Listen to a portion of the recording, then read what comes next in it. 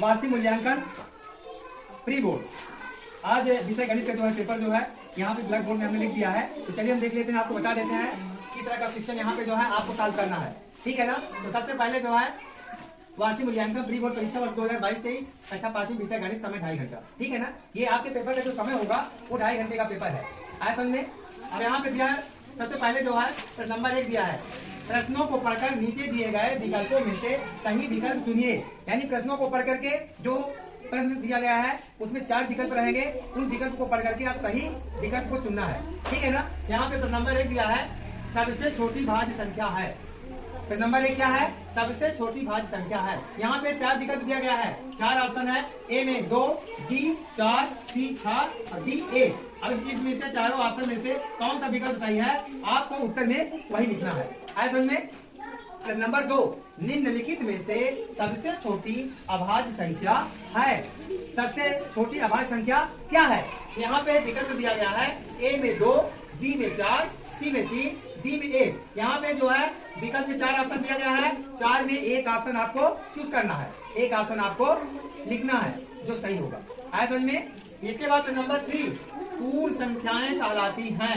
पूर्ण संख्याएं क्या कहलाती हैं, यहाँ पे देखिए विकल्प में दिया गया है, ए में दिया है 0 से लेकर अंत तक, बी में है 1 से लेकर 100 तक, सी है 2 से लेकर 100 तक, डी है 3 से लेकर 100 तक।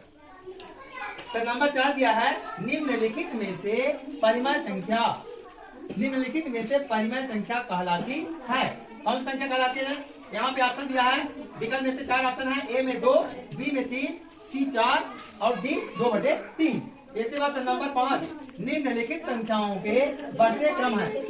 यहाँ पे ध्यान दीजिए, नंबर 5 में ध्यान दीजिए आप सभी, निम्नलिखित संख्याओं के बढ़ते क्रम है। यहाँ पे जो है जो विकल्प दिया गया है इसमें बढ़ते क्रम में दिया गया है, ए में 2 3 4 5, बी में 5 4 3 2, सी में 3 4 6 5 और डी में 6 7 9 6। यानी आपको बढ़ते क्रम में लिखना है। ठीक है ना। बढ़ते क्रम का मतलब आप सभी समझते हैं ना।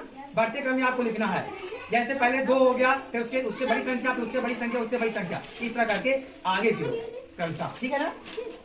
फिर नंबर 6 देखिए, फिर नंबर 6 में दिया गया है, संख्याएं 12 गुणे 12 का गुणज है। संख्याएं यहाँ दिया गया है। ठीक है ना। ए में दिया गया है 144, बी में 152, सी में 158, डी में 168। यानी यहाँ पे जो नंबर 7 दिया गया है, संख्याएं 12 गुणे 12 का गुणज है। यहाँ पे जो विकल्प दिया गया है उसमें 12 गुणे 12 का मतलब गुणज क्या चीज है। ठीक है ना। कौन सी संख्या आएगी। आया समझ में। नंबर 7 दिया है, 20/100 का मान होता है। 20/100 का मान होता है। ए में दिया है 1/5, बी में 1/5, सी में 1/4, डी में 1/6। ये जो है यहाँ पे जो है नंबर 7 तक हो गया। चलिए नेक्स्ट क्वेश्चन, 8वां क्वेश्चन देखिए आप सभी। नंबर 8, 2 सही 2/3 का मान होता है। 2 सही 2/3 का मान होता है। यहाँ पे मान ज्ञात करना है। यहाँ पे 4 विकल्प दिया गया है। ए नंबर में दिया है 8/3, बी नंबर में 7/9, सी नंबर 6/5, डी नंबर 4/5। यहाँ पे प्रश्न क्या कह रहा है, 2 सही 2/3 का मान होता है। यहाँ पे जो भी विकल्प दिया गया है 4 ऑप्शन, उसमें कौन सा विकल्प सही है। आया समझ में।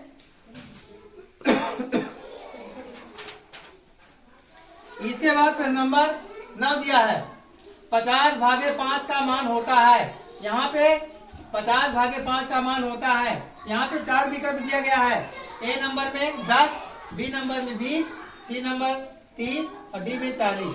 यानी 50/5 का मान क्या होता है। इसमें आप क्या करेंगे, 50 में 5 का भाग दे देंगे तो उसका मान निकल आएगा। ओके। इसके बाद नंबर 10, 45/100 का मान होता है।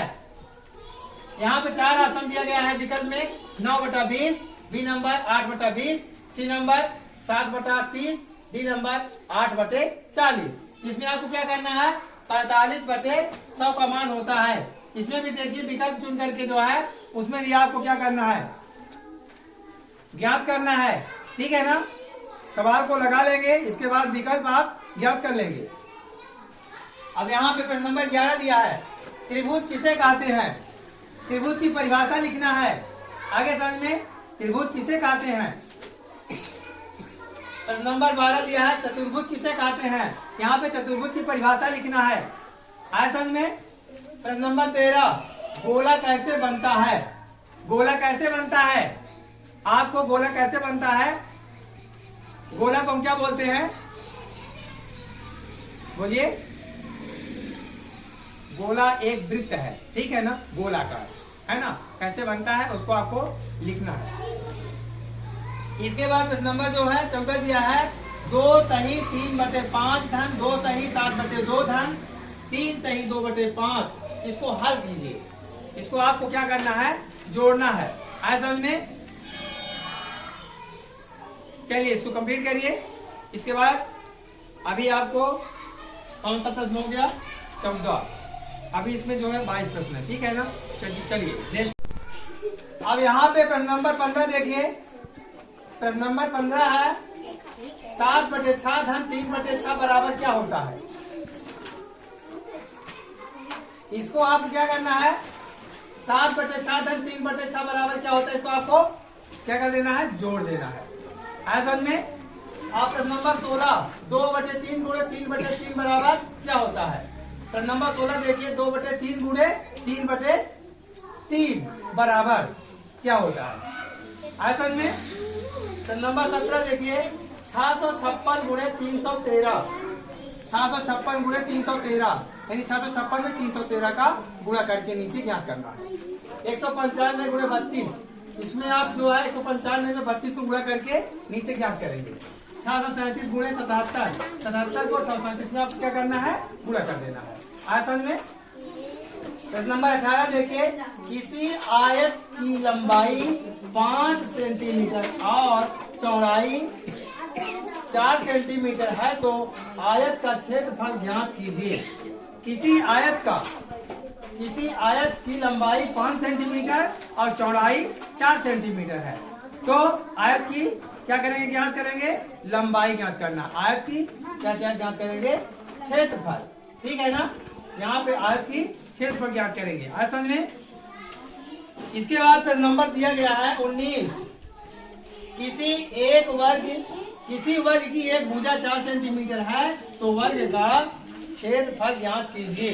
यहाँ पे वर्ग का क्षेत्रफल ज्ञात करना है। तो नंबर 20, किसी एक वस्तु की कीमत 20 रुपए है तो 20 वस्तु की कीमत ज्ञात कीजिए। आया समझ में। तो नंबर 21, 20 का 25%, 30 का 40% का मान कितना होगा।